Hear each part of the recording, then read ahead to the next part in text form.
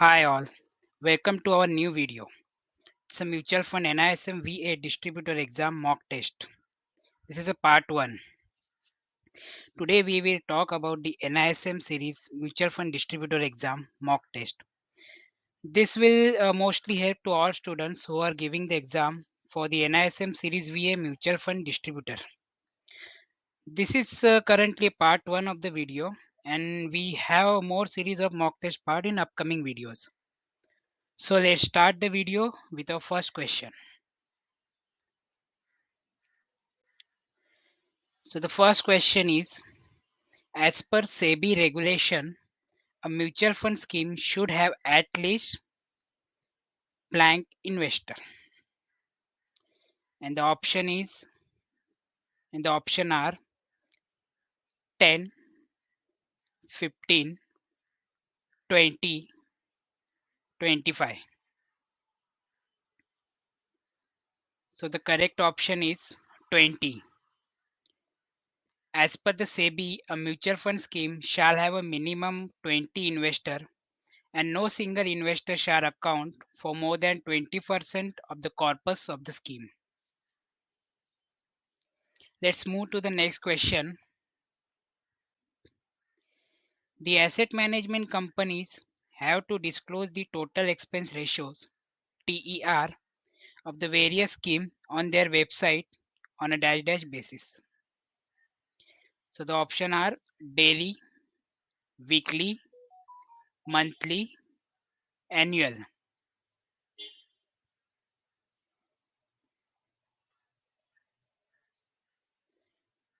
The correct answer is daily.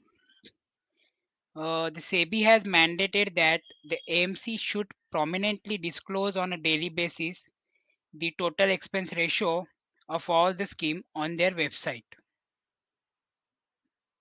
Let's move to the next question. Inflation risk is also referred as, the options are credit risk, liquidity risk, purchasing power risk. The correct answer is purchasing power risk. Inflation risk is also referred to a purchasing power risk. Is the risk that inflation will undermine the real value of cash flow made from an investment. Let's move to the next question.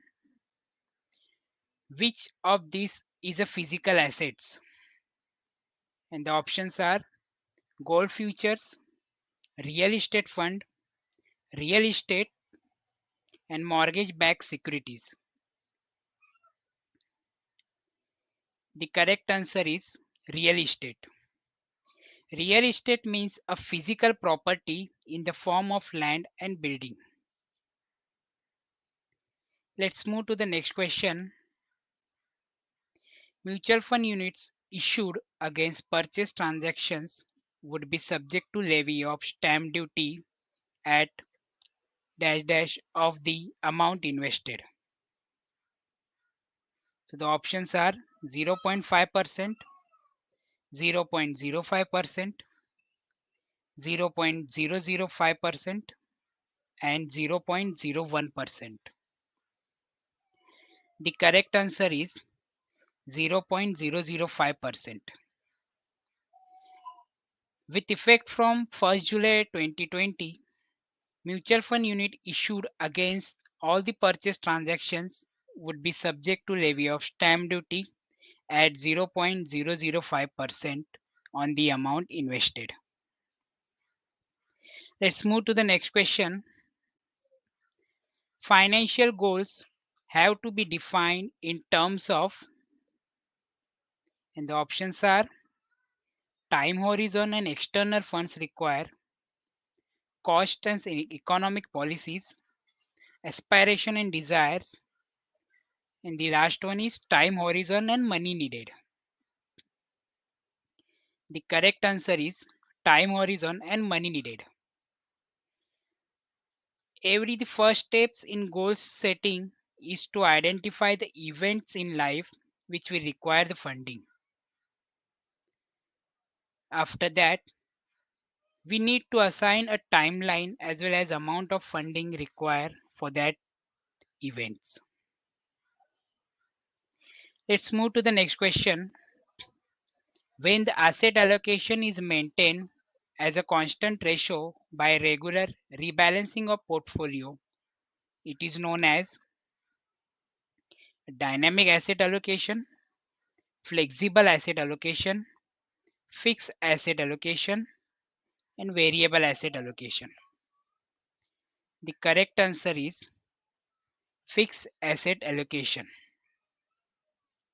Let's move to the next question. How is the redemption transaction of mutual fund price? The options are NAV plus exit load, NAV minus exit load, NAV plus entry load, and NAV minus entry load.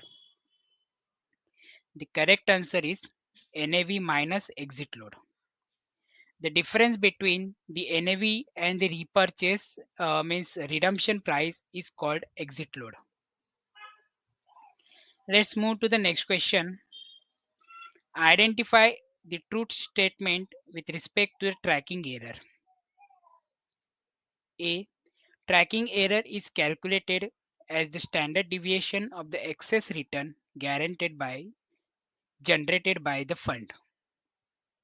B. While comparing different index funds, one should invest in a fund with high tracking error.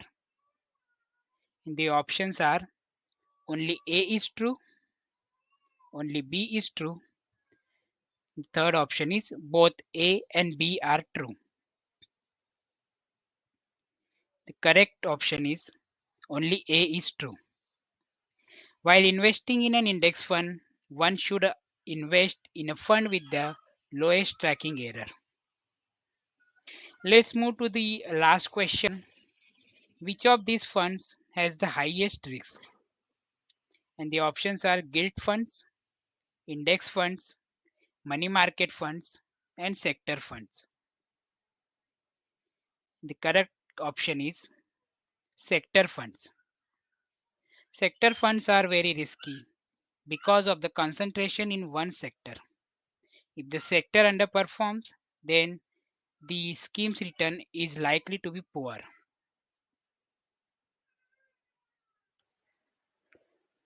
If you like this video, please like, share and comments. Thank you.